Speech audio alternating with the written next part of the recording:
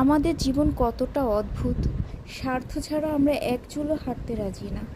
যেখানে স্বার্থ আছে সেখানে আমরা আছি, যেখানে স্বার্থ নাই সেখানে কেউই নাই। কেউ কেউ তো স্বার্থর জন্য জীবন নিতেও কোনো দ্বিধাবোধ করে না, তাদের হাতও কাঁপে না।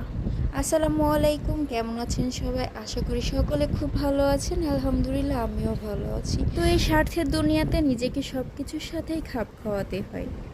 কখন কার পরিস্থিতি কি হবে না হবে কেউ বলতে পারে না। আজকে রাজা আছেন, কালকে পথের ফকির হতে 1 সেকেন্ডও সময় লাগবে না। একবার চোখ বুজে দুনিয়া ত্যাগ করবেন, দেখবেন কিছুই সাথে যাবে না, শুধু আপনার দেহখানা ছাড়া। যা অর্জন করেছেন সব কিছুই বৃথা। তাই যতটুকু সময় পাবেন নিজেকে সময় দিবেন, নিজেকে ভালোবাসবেন, দেখবেন অনেক ভালো থাকবেন।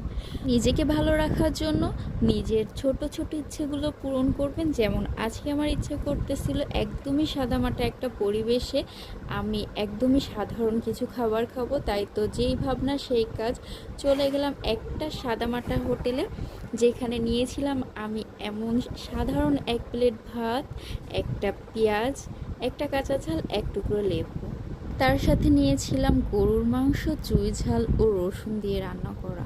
চুই ঝাল আর গরুর মাংস অনেকেরই পছন্দ, আমার তো ভীষণ পছন্দ। কার কার পছন্দ কমেন্ট করে জানাবেন। আমার